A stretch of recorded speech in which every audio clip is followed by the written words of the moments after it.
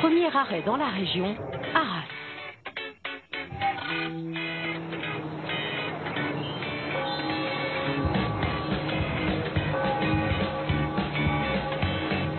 Pour faire taire les mauvaises langues, la ville a décidé d'accueillir notre jury sous un soleil de plomb au pied de son beffroi.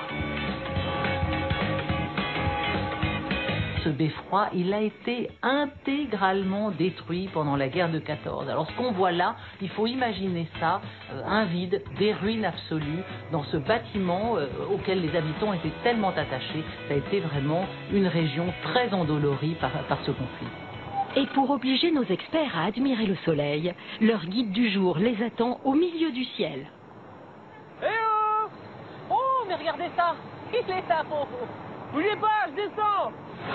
Lorsqu'il descend sur Terre, Pascal n'a qu'un objectif, faire partager sa passion pour sa ville d'Arras. Et pour déverrouiller les a priori de nos jurés, il pense avoir les clés. Oui, le Nord-Pas-de-Calais, c'est la plus belle région de France. Pour découvrir Arras, j'ai dans mes poches les clés pour accéder à tout, que ce soit à 75 mètres de hauteur ou à 20 mètres de profondeur. J'ai toutes les cartes en main pour bluffer le jury. Donc je suis ici pour vous montrer pourquoi Arras, c'est quelque chose à découvrir et c'est vraiment un fleuron du Nord-Pas-de-Calais qui peut faire gagner notre région. On va aller voir ça. Pascal veut frapper vite et fort. Il conduit immédiatement les experts au sommet du beffroi. Reste à savoir si Clémentine, Jean-Bernard et Christian auront le souffle coupé par l'ascension ou par la vue. Nous y voilà. Alors... C'est somptueux. Eh, ça valait le coup quand même. Ah, c'est superbe. Extraordinaire, extraordinaire. Qu'est-ce que c'est beau cette place, qu'est-ce que c'est joli. Vous comprenez maintenant pourquoi ce beffroi est classé au patrimoine mondial de l'UNESCO. Pascal ne perd pas une seconde pour placer l'info. L'UNESCO vient en effet de classer le beffroi d'Arras comme 22 autres beffrois du Nord. Des symboles très forts de la région.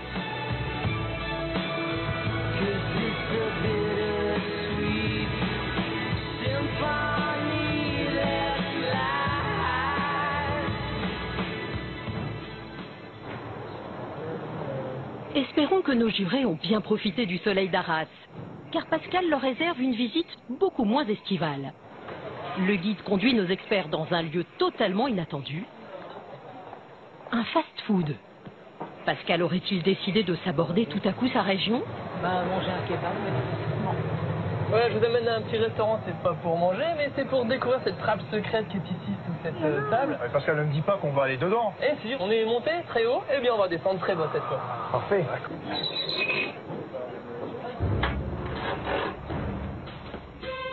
Les jurés s'enfoncent dans les sous-sols de la ville, avec une confiance aveugle en Pascal.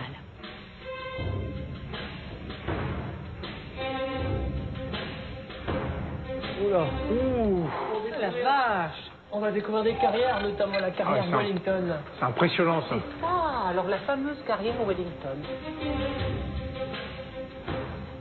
Ce sont des carrières médiévales réaménagées par les soldats britanniques pendant la Première Guerre mondiale pour que 24 000 hommes puissent vivre ici pendant les 8 jours qui précèdent la bataille d'Arras le 9 avril 1917.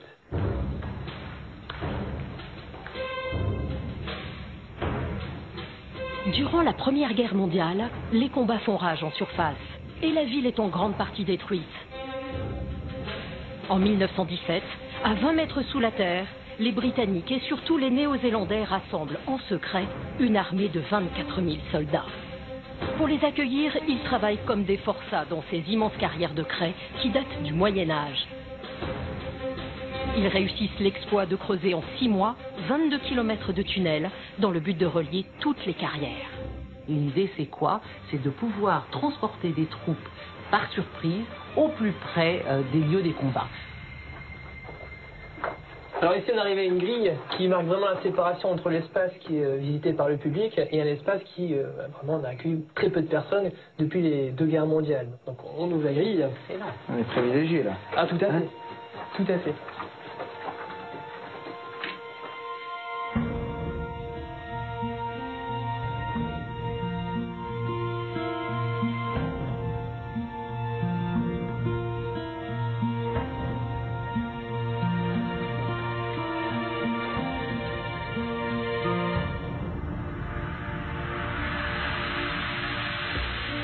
J'ai l'impression de rentrer dans l'histoire.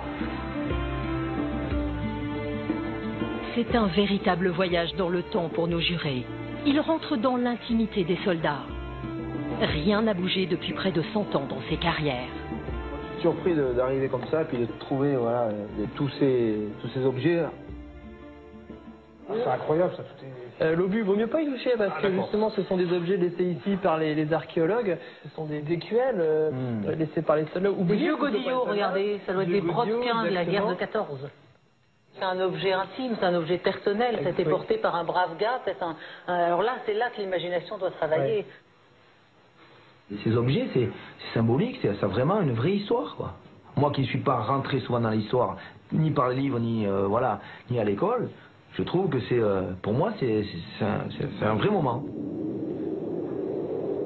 Alors oui, l'inscription derrière moi, c'est la sortie numéro 10, un exemple de ces sorties utilisées par ces 24 000 hommes pour s'élancer. Donc là, on est vraiment dans les traces de ces soldats. Ils s'élancent par de ces sorties et ils vont attaquer donc les lignes allemandes qui sont juste en face. Il faut vraiment se mettre à la place de ces soldats qui ont besoin énormément de courage. Pour ça, vous voyez, on témoigne ces cruchons de Rome. On se donne de la boisson pour s'élancer avec un peu de folie, donc pour remonter, donc pour repousser tous ces Allemands. Le champ de bataille est derrière. Il est par là. On va avancer juste vers le champ de bataille. Au prix de lourdes pertes, la bataille d'Arras a permis de faire reculer la ligne de front et de désenclaver la ville. Les jurés semblent très émus. De quoi mettre Pascal en confiance. Je pense vraiment que j'ai relevé le défi et j'ai montré qu'il y a des choses à découvrir dans le Nord-Pas-de-Calais et on a vraiment gagné des points là. C'est vraiment une magnifique région à découvrir, hein. Ouais, moi je reste beaucoup plus impressionné par ce que j'ai vu là, la carrière de Wellington, tu vois, que ce matin, le beffroi, ça m'émeut plus ce que j'ai vu cet après-midi. Parce que c'est un endroit qui est lié à un drame, à un moment de sacrifice humain, d'angoisse, et c'est beaucoup plus chargé. Mais pas seulement, parce que je crois que ça vient aussi du guide, Pascal. Il a donné ses tripes pendant la visite, et moi je l'ai senti. En tout cas, messieurs, moi je compte sur vous, hein, toi pour me faire un bon grog et toi une bouillotte.